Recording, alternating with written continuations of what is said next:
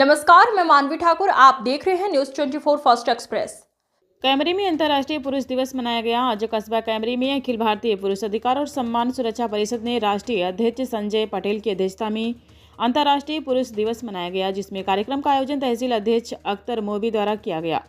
अंतर्राष्ट्रीय पुरुष दिवस की शुरुआत 1999 में हुई थी। तब से प्रत्येक वर्ष 19 नवंबर को यह दिवस मनाया जाता है। यह अंतर्राष्ट्रीय पुरुष दिवस सभी देशों के पुरुषों की भूमिका को बढ़ाने के लिए मनाया जाता है। यह सिर्फ एक उत्सव नहीं, बल्कि यह बताने का काम करता है कि पुरुष भी समाज परिवार रिश्तों में उतनी ही महत्वपूर्ण जिम्मेदारियां निभाते हैं जितना कि महिला।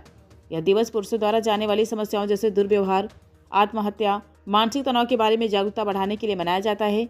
आज के विभिन्न कार्यक्रमों में संस्थापक संजय पटेल, तहसील अध्यक्ष अख्तर मोबिन, मनीष सक्सेना, चैतन्य पटेल, मीनू शर्मा को प्रोफेसर अवधेश, केंद्रीय नगर पंचायत अध्यक्ष अंसार अहमद, सभासदगण मोहम्मद तारिक, पवरेश शकील, फैजान नियाज जी, आपको बता दें अहमद अयूब, वसीर अहमद, एडवोकेट हरकिशोर लोधी, मोहम्मद अकरम, इमरान, आबिद अली, नौरत्न मुनीम आदि लोग उपस्थित रहे।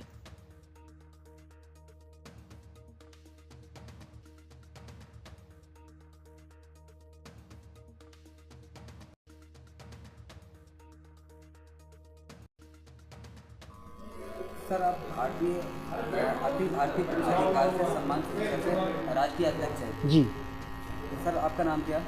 My self Sanjay Patel. तो सर, आप जनता के लिए क्या एसएमएस देना चाहते हैं? मैं आजकल जो लड़कियों और औरतों के हित सुरक्षा संरक्षण जो कानून बने हुए हैं, तो बहुत सारी महिलाएं अपने हित और सुरक्षा संरक्षण में बने हुए कानूनों का मिसयूज करके, दुरुपयोग करके पुरुषों को प्रताड़ित कर रही हैं, पुरुषों पे झूठे आरोप लगा रही हैं, पुरुषों पर अत्याचार कर रही हैं, और कानून भी, पुलिस भी पुरुषों की सुनने को तैयार नहीं है। पुरुष पीड़ित हो रहा है, सिसकियाँ ले रहा है, कराहा रहा है। पुरुष अपने दर्द को लेकर जाए तो जाए कहाँ? उसी उद्देश्य को लेकर पुरुषों की पीड़ा, पुरुषों की वेदना, पुरुषों के दुख दर्द, पुरुषों के ऊपर हो रहे अत्याचार को लेकर हमने संस्था का गठन किया है। यह संस्था 27 सितंबर 2015 को इसकी नींव रखी गई थी, और 10 वर्षों से यह संस्था संपूर्ण भारत में पुरुषों के लिए काम कर रही है, सेमिनार कर रही है, पुरुषों को जागरूक करने का कार्य कर रही है, और निर्दोष पुरुषों जो सताए जा रहे हैं, पीड़ित हो रहे हैं, उनकी मदद की जाती है। आपकी संस्था ने आवाज़ कहाँ उठाई है? संपूर्ण इस संस्था का कार्य क्षेत्र संपूर्ण भारत है, सभी स्टेट्स में हमारी संस्था कार्य कर रही है। न्याय व्यवस्था के लिए आपने क्या कहना चाहते हो? न्याय व्यवस्था में यह है कि कार्यपालिका जो हमारे कानून का निर्माण करती है, उनमें पुरुषों के दुख दर्द को भी ध्यान में रखना चाहिए। मैं ये नहीं कहता कि महिलाओं का सम्मान ना हो, महिलाओं को अधिकार ना मिले, लेकिन महिलाओं को अधिकार के साथ साथ संस्कार भी सिखाना बहुत ज़्यादा ज़रूरी है। केवल सरकार हमारी महिलाओं के अधिकार की तो बात करती है, लेकिन महिलाओं के संस्कार की बात नहीं करती है, और कर्तव्यों की बात नहीं करती है। अगर पुरुषों के कर्तव्य जरूरी हैं, तो महिलाओं के भी परिवार के प्रति, समाज के प्रति, पति के प्रति कर्तव्य बनते हैं। केवल पुरुषों के ही कर्तव्य नहीं बनते हैं। तो कानून को चाहिए, कानून निर्माताओं को चाहिए, कानून बनाते समय पुरुषों के भी हित का ध्यान रखा जाए। केवल महिला के पक्ष को ना सुना जाए, पुरुष के पक्ष को भी सुना जाए। और हम दोषी पुरुषों के साथ नहीं है। अगर निर्दोष पुरुष फंस रहा है, तो निर्दोष पुरुष की बात को भी सुना जाना चाहिए।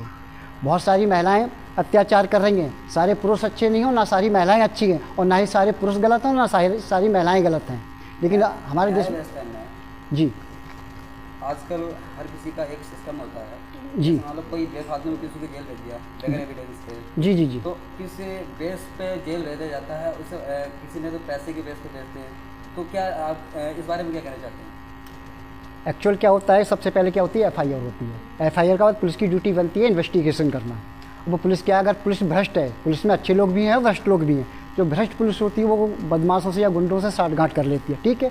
पैसे खाकर वो अपनी मनमर्जी चार्जशीट लगा के जेल भेज देती है। कुछ लोगों ने आवाज़ लगाई है जी, न्याय व्यवस्था ही खराब हो गई है। तो आप इस बारे में जानना चाहते हैं? जहाँ तक मेरा मानना है, और मैं इस निष्कर्ष पे पहुँचा हूँ, निचली अदालतें, निचले कोर्ट से जो डिस्ट्रिक्ट कोर्ट्स होते हैं, मोस्टली भ्रष्ट होते हैं। तो इसके लिए जनता को आगे आना पड़ेगा। हमारी जनता बहुत सारी बातों के लिए आंदोलन करती है, आगे आती है, लेकिन कभी करप्शन के लिए भारत के लोग आगे नहीं आते हैं। बाकी बहुत सारे मुद्दों के लिए बढ़ चढ़ के हिस्सा लेते हैं, लेकिन अगर करप्शन, उनसे कहो कि जो भारत देश में भ्रष्टाचार व्याप्त है, उसके लिए आप आगे बढ़ो, आवाज़ उठा, तो उसके लिए आगे नहीं बढ़ते हैं।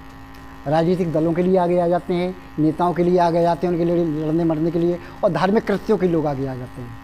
आजकल नारा लग रहा है कि बेटी पढ़ाओ बेटी बचाओ, जी, फिर भी लड़की के साथ गैंगरेप होता है, कहीं कुछ होता है। तो ये तो बहुत सरासर सरकार में कि सरकार कोई सी भी हो तो सरकार कोई नहीं चाहती कि ये गैंगरेप किसी लड़की के साथ हो। जी तो हर आदमी के अंदर एक वो होता है ना। अब गैंग रेप होता है या रेप होता है, मैं बताना चाहता हूँ आपको।